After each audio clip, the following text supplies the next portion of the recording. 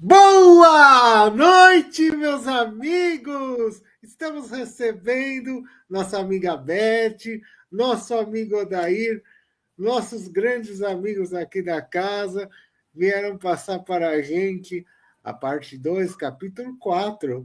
O item, dentro desse item 74, tem os itens 21 a 25. Então, meus queridos, uma honra imensa receber duas pessoas maravilhosas que moram no meu coração. Muito obrigado, os dois, desde já, de ter aceito o nosso convite aqui da casa. Obrigado do fundo do coração, que vocês fazem assim, um ensinamento extraordinário. Eu não sei mais o que dizer, mas eu adoro. Obrigado por ter aceito, enfim. Mas eu queria pedir licença rapidinho, que nós estamos com uma campanha com a Casa Espírita de Garamond. A gente deu uma paradinha, porque o aniversário da casa estava chegando, a gente, né? Mas quem puder colaborar com cestas básicas, com alguns itens que estão aparecendo no vídeo. Bom, quem puder colaborar com o bazar da casa, quem puder, por favor, colaborar com fraldas do PLGG, local horário para as doações é de segunda e quarta, das 19 às 21 horas. Na sexta, das 13 às 15 horas. Bom, todo mundo sabe que a Casa Edgar Armon, que é a Casa Espírita, fica lá na Rua Bolívia, 717, aqui, Parque das Nações, Santo André, São Paulo. Obrigado. Fazemos a diferença. Muito obrigado e é com vocês. Gratidão. Gratidão. Boa noite, amigos queridos. Boa noite. Boa noite, Odair. Odair é um amigo do coração de longa data. É uma alegria estar aqui.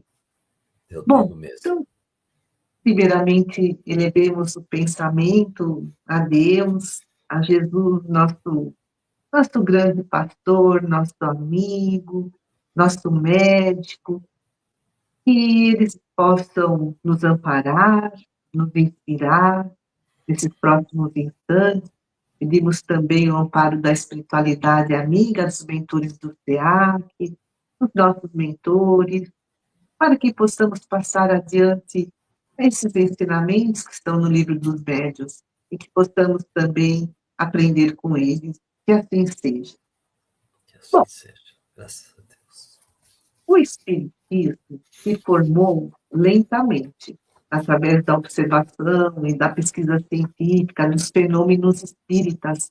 Muita gente fala de fenômenos paranormais. No século XIX, teve aquele famoso caso das irmãs Fox em Hydesville, nos Estados Unidos, que foi a manifestação de um espírito por meio de pancadas na parede, e foi Allan Kardec que aprofundou esses, esses estudos, que ordenou essas pesquisas e publicou 5 obras básicas da codificação espírita: o Livro dos Espíritos, o Livro dos Médiuns, o Evangelho segundo o Espiritismo, o Céu e o Inferno, a Gênese, e obras subsidiárias, e os 12 volumes da Revista Espírita, que foram um registro minucioso das pesquisas da Sociedade Parisiense de Estudos Espíritas. Então, hoje a gente vai pegar um pedacinho do Livro dos Médiuns, e também tem o título assim, Livro dos Médiuns, ou Guia dos Médiuns e dos Evocadores. Esse livro é dividido em 2 partes. A primeira parte tem por título Noções Preliminares, e a segunda parte, das Manifestações Espíritas. E hoje a gente vai se debruçar sobre o capítulo 4, da teoria das manifestações físicas, que fala de movimentos e soerguimentos, né? As mesas que dançavam, levitavam, de ruídos, pancadas, de aumento e diminuição do peso dos corpos. E esse capítulo 4 é dividido em 81 itens, mas hoje a gente vai estudar, como o Rodrigo falou, os itens 21 a 25. Os estudos de Allan Kardec, a partir da comunicação dos espíritos, através de muitos médiuns de vários países, demonstraram a existência do espírito e a possibilidade deles atuarem sobre a matéria.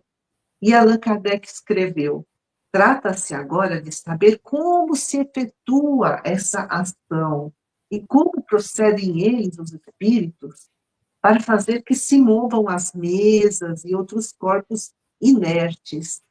E Allan Kardec fez perguntas ao espírito São Luís, e aí ele responde esses itens do capítulo 4. Então, o Odair vai falar do item 21? Isso. Então, vamos lá. Puxa, é um prazer. É sempre complicado, né? Falar de mediunidade com todas essas nuances, essas questões. E o item 21, a gente indo direto ao ponto, vai essa questão do movimento dos espíritos, né? Ao mover os corpos sólidos, né? Os espíritos penetram na substância dos mesmos ou permanecem fora dela? É uma pergunta bastante capciosa, né?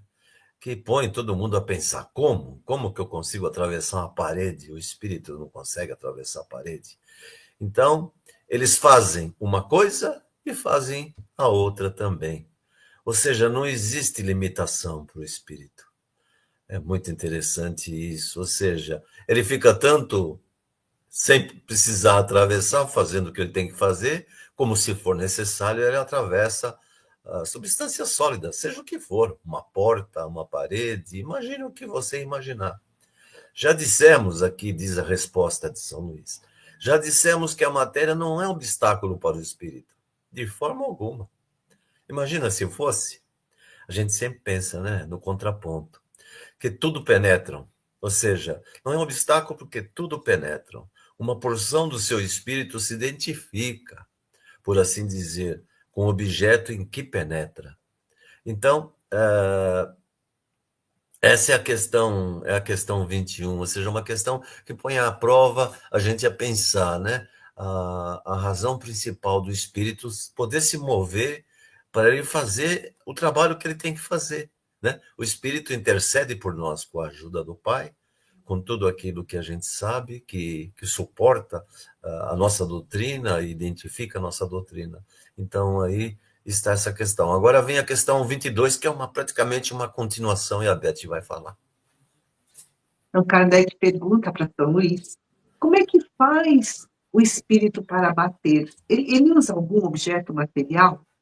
E aí, São Luís responde: o espírito não tem um martelo à sua disposição. O seu martelo é o fluido que, combinado, ele põe em ação pela sua vontade para mover ou bater.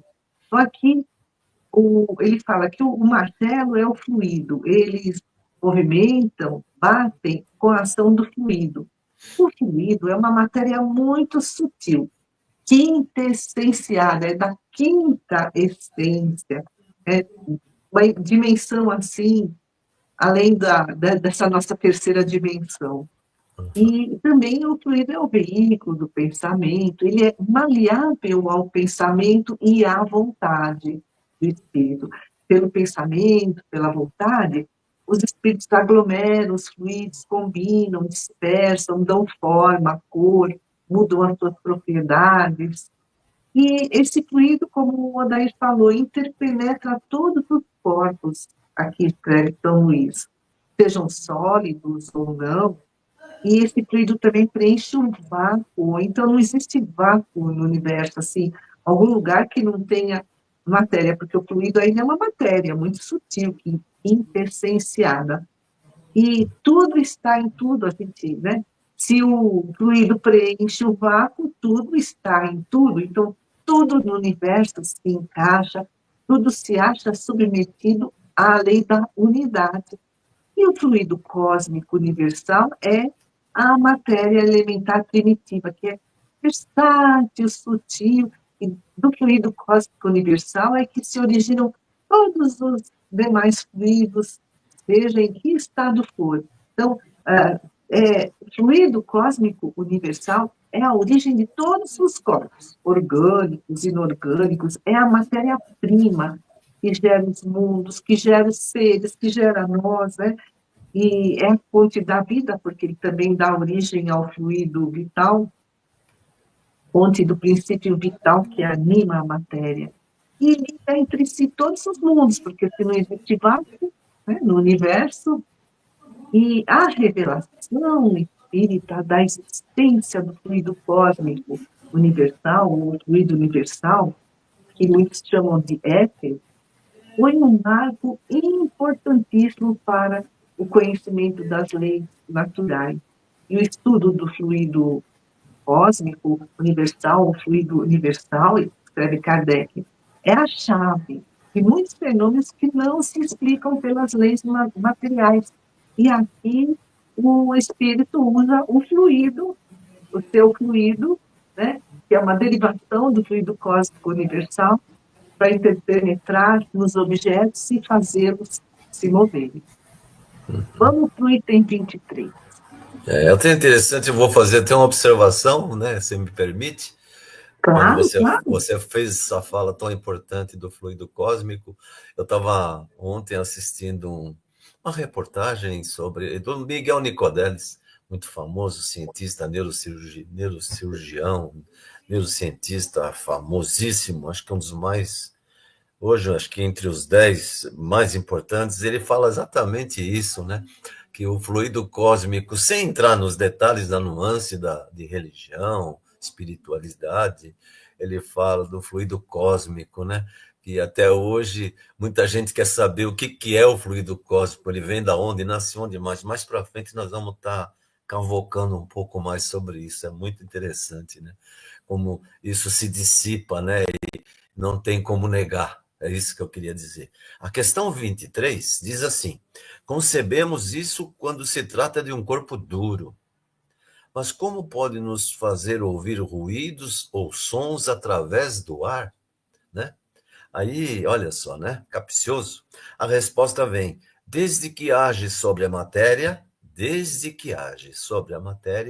pode agir tanto sobre o ar como sobre a mesa. Por exemplo, quanto aos sons articulados, pode imitá-los como todos os demais ruídos. Quer dizer, é possível, se isso é uma coisa, é um fato, um fenômeno que se faz, que o fato dele existir, dele acontecer, vai fazer uma diferença, lógico, sempre tem isso, um efeito que vai causar ou vai fazer alguma coisa vir à tona, ele se torna um objeto real, ele vai de fato acontecer. Por isso, o ruído, o som, o estalar, essas coisas que acontecem quando se fala né, de bater e de tudo isso que nós estamos falando, é importante entender que esse fato do som, do ruído aparecer, ele traz com ele essa coisa importante. Se ele traz um benefício, se ele traz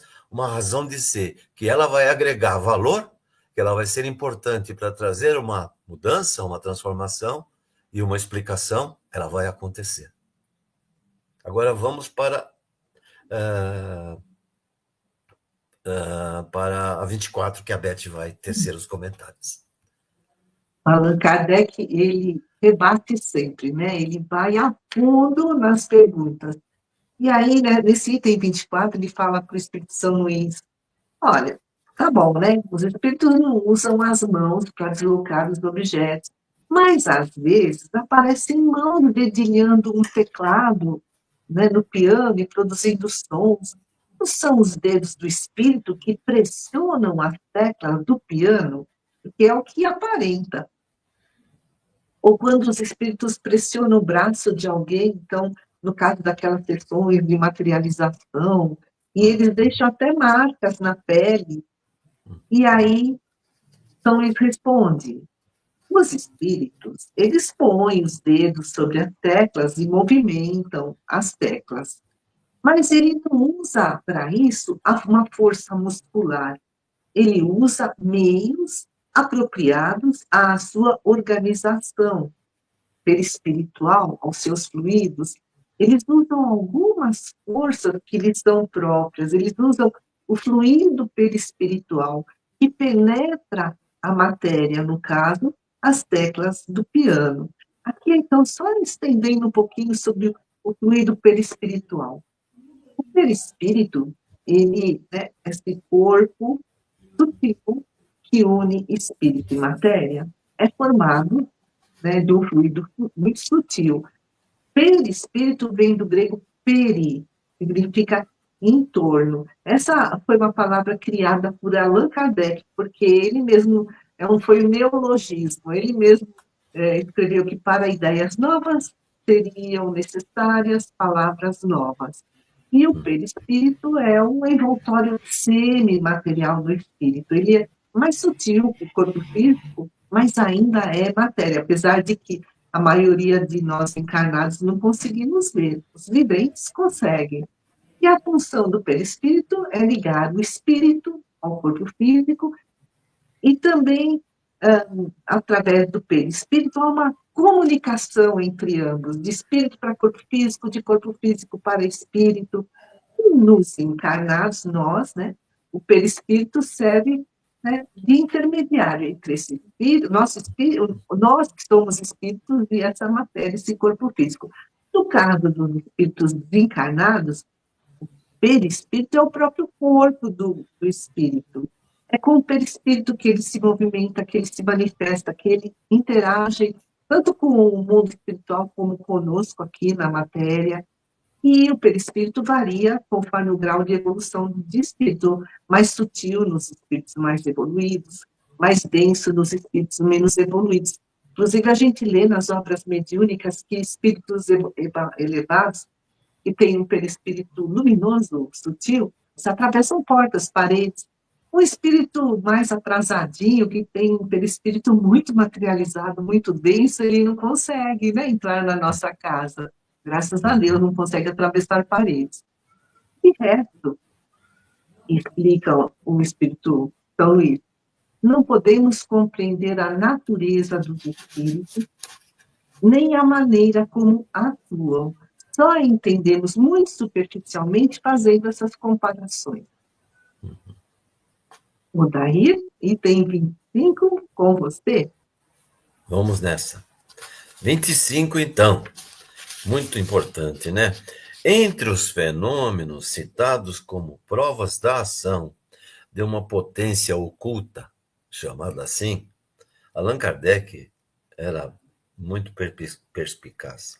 Há os que são evidentemente contrários a todas as leis conhecidas da natureza, o que é natural, né? Faz parte da natureza humana. Então, a dúvida, então, não parece justa, né? Ele diz que a dúvida, então, não parece justa.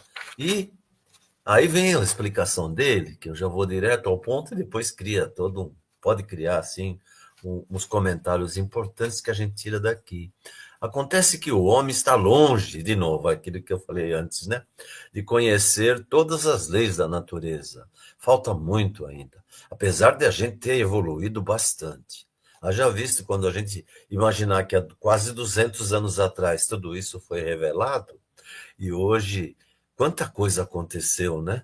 Quantos esclarecimentos tivemos oportunidade de ver e sentir. Então, se as conhecesse, seria um espírito superior. Cada dia, entretanto, oferece um desmentido aos que tudo pensam saber, pretendendo impor limites à natureza. É possível impor limites à natureza? Olha só o que está acontecendo nos dias de hoje. Um exemplo é o controle do carbono, né? Com o efeito estufa. Tanta coisa que está acontecendo que a gente, assim, pensando, não quer acreditar.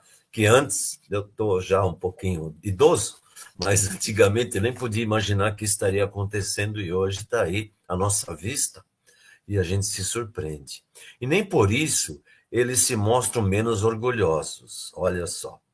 Desvendando incessantemente novos mistérios, Deus adverte ao homem que deve desconfiar das suas próprias luzes. Interessante. Pois chegará um dia, vejam vocês, em que a ciência do mais sábio será confundida. Nossa, naquele tempo, hein? naquele tempo. Não vê todos os dias os exemplos de corpos dotados de movimento capazes de superar a força de gravitação? Quando o homem sai do nosso espaço, né, onde tem o efeito da gravidade, o que acontece? A bala de um canhão não supera momentaneamente essa força? Pergunta, né? Pobres homens que vos considerais tão sábios, cuja total vaidade é a todo instante confundida. Sabeis que sois ainda muito pequeninos. É duro o orgulho, a vaidade, né? A prepotência, o querer entender. E o que é pior, né? Não reconhecer no outro aquilo que lhe falta, que eu acho que é um drama que nós espíritas também vivemos, porque não somos perfeitos, né? Somos assim como qualquer um, como qualquer outro. E a gente tem que entender que realmente é sempre assim, né? A gente não consegue viver sozinho. A gente sempre precisa ter o outro. E o outro é aquele que nos agrega aquilo que nos falta. É só prestar atenção. Às vezes a gente passa por uma dificuldade, essa dificuldade para nós parece um mar, parece uma coisa invencível, uma força oculta, uma coisa que não tem solução. E às vezes, quando a gente se depara, pergunta para alguém, ou coloca a situação para alguém, numa palavra a pessoa te responde e põe você para pensar, e você fala, puxa, eu não havia pensado nisso. Assim somos nós. Imagine os espíritos, então. E que dirá os espíritos elevados, né? Os espíritos, né, que ocupam um outro grau, um outro patamar, como estamos falando, como o Beth falou há pouco. Imagine quanto que a gente pode aprender com a nossa atenção, com a nossa dedicação, com a nossa inspiração. O iluminar, que somos luzes, né? Deus já disse, sois luzes. E o fato de a gente poder ter o pensamento e a capacidade de pensar e ter iluminado para desvendar as coisas, para aprender e assimilar e pôr em prática o que aprendemos, é um pouco de tudo isso. Não é, Beth? Passo para você.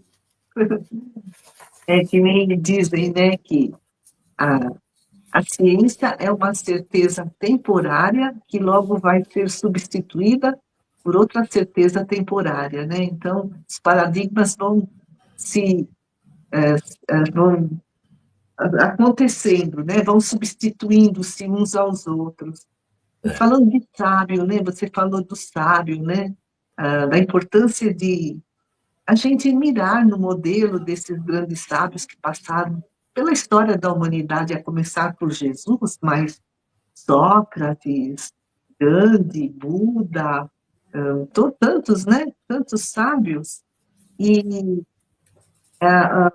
o Espírito Hamed, ele tem um livro muito bacana chamado Os Prazeres da Alma, psicografia de Francisco do Espírito Santo Neto, que ele escreve que o sábio, nós estamos longe, muito longe dele, mas a gente mira, né, como modelo. O sábio tem consciência que é impossível ter conhecimento absoluto, mas tem gente que tem uma ignorância sistemática, né?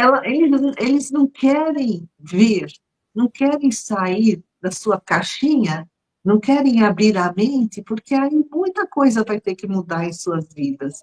E os sábios, esses verdadeiros sábios, eles reconhecem com humildade as muitas coisas que ignoram, como Sócrates dizia, só sei que nada sei. Mas como você mesmo falou, né, Odair, o orgulho inibe a compreensão do mundo e a compreensão de si mesmo. Quando a pessoa não se conhece, como é que ela vai se iluminar? Enquanto Perfeito. o sábio, ele entra em sintonia com as leis de Deus, ele atua em conjunto com essas leis, porque ele tem uma visão ampliada, lúcida, e todos nós temos uma sabedoria inata, nós temos com ela. Pequenininha assim, é Pequenininha, bem pequena. né, uma sementinha, uma potencialidade, né? Mas está aí para a gente trabalhar.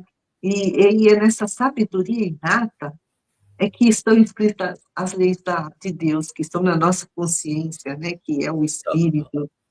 E então há tanta coisa para a gente aprender sobre humildade, sobre orgulho, sobre o que é sabedoria. estamos muito longe, né? Muito longe de tudo isso. Imagina, a Terra, um planeta tão ínfimo diante do universo, uma civilização ainda tão, né, atrasada. Os espíritos dizem, né, os espíritos da codificação espírita, né, vários ali, Aham. Joana de Ângeles, Hermãs do Fogo, acho que Joana de Ângeles que fala que nós estamos numa civilização material, saímos da barbárie, estamos agora no estágio da civilização material, tecnologia, a inteligência artificial, mas estamos a caminho da civilização espiritual, e aí que mora a verdadeira sabedoria. Por É, enquanto, nós somos assim, é. tudo que um grãozinho de areia. Por isso, Beth, verdade o que você disse, e estava pensando justamente sobre isso, né? Ah, perguntar é tão importante, a resposta de fato não importa. Mas a pergunta, o fato de você ter a capacidade de poder perguntar, de poder questionar, é que vai te dar a sabedoria, que vai te dar a criatividade, a inspiração necessária. Porque uma coisa é a pergunta, outra coisa é a resposta. Se você for ver, de fato, a resposta pouco importa, né? Ela vai acontecer ou sim ou sim. Agora, a pergunta, ela nasce de você. É o questionamento que precisa existir, que é o que Kardec tão bem demonstra através da obra da terceira revelação. Meu Ele Deus, insiste, né? Às vezes o Espírito fala assim, mas nós já não te dissemos, né? Mas ele insiste, porque existe. se não pergunta, É, resposta não tem. E não vem, o conhecimento nasce da pergunta, nasce da da pergunta. dúvida, do questionamento, né? Que é É a o auto, filosofia, né? O é, questionar. o autoconhecimento que tanto precisamos, né, do interior nosso, né, que o interior nosso é tão importante, né, nós precisamos, e hoje a gente vê, né, por que que a humanidade sofre, né? Então a dor e o sofrimento, por que que ela tem dor e sofre? Porque eles ficam olhando o exterior, eles não olham o interior, então quando você trabalha o interior, você cria aquilo que você pode controlar, porque o exterior você não controla. Você não controla, você não controla, você não consegue mudar o outro. Agora, quando você olha para dentro de si e começa a entender o mecanismo do teu sentimento, emoção, né? Tua raiva, tua ira, teu ódio, essas coisas que às vezes acontecem. E se você consegue trabalhar isso, entender isso, você evolui. Poxa, como evolui? Precisando sim, sempre do próximo, para responder tuas perguntas, os teus questionamentos. Eu acho que isso é que conta muito, né? É a prova de vida, é a prova do conhecimento e é a nossa evolução. Só assim nós vamos evoluir e poder dizer assim: puxa, acho que eu sei, aprendi alguma coisa hoje. E quando você vai deitar, a 919 do nosso amigo, do nosso amigo querido, que já nos traz, né, Santo Agostinho, que nos traz essa possibilidade de conhecer-te a ti mesmo, que é fundamental, né, de a gente se identificar e a gente assumir compromissos, né? Estabelecer metas e falar: hoje eu consegui um pouquinho mais, e amanhã, e depois, e depois. Eu acho que é isso que importa mesmo. Sabe, você falou uma coisa muito interessante, de a gente observar e se auto-observar. Eu estou lendo um livro do Amit Goswami. Goswami não está aqui, eu olhei, não está aqui, está no quarto. É A Física da Alma. E Física. aí, eu nunca tinha entendido muito bem essa história de dupla fenda. Então, a luz se comporta como onda e como partícula. Aí, quando ele, fizeram aquela experiência de dupla fenda, quando ele passa em dupla fenda, percebe que é onda, mas se a pessoa está observando, ele se transforma em partícula. Eu nunca tinha entendido muito bem isso, mas aí, lendo esse livro, ele explica que o que é onda? São ondas de possibilidade. E quando nós observamos essas ondas de possibilidades, elas se colapsam e se tornam realidade. Então, esse autoconhecimento é uma onda de possibilidades infinita, ele fala que é infinita, né, de nos tornarmos, de vir a ser, de desenvolver nossas capacidades, nossas habilidades que estão ocultas, mas que sempre existiram dentro de nós. Mas só a partir do momento, eles são, por enquanto, são potencialidades. são sementes, né? Estão em estado latente. São ondas de possibilidade. No caso da física quântica, eles falam em ondas de possibilidades. E aí, quando a gente observa, então eu percebi que eu sou invejosa. E aí eu começo a... Não, se eu observei, eu, né, tenho que fazer alguma coisa com isso. Vejo que isso me incomoda. Eu vejo por que eu estou me incomodando. Agora que eu percebi a causa, é a minha inveja. E aí isso se colapsou, porque eu observei, se tornou algo, realidade. E a partir de então a gente pode trabalhar isso. Então é muito bacana isso que você falou, né? De a gente se observar, né? Para a gente se transformar. Porque, como você falou, o mundo que a gente precisa desvendar está dentro de nós, o divino está dentro de nós. Tudo que há em nós é sagrado. Jesus falou, o reino de Deus está no meio de nós, né?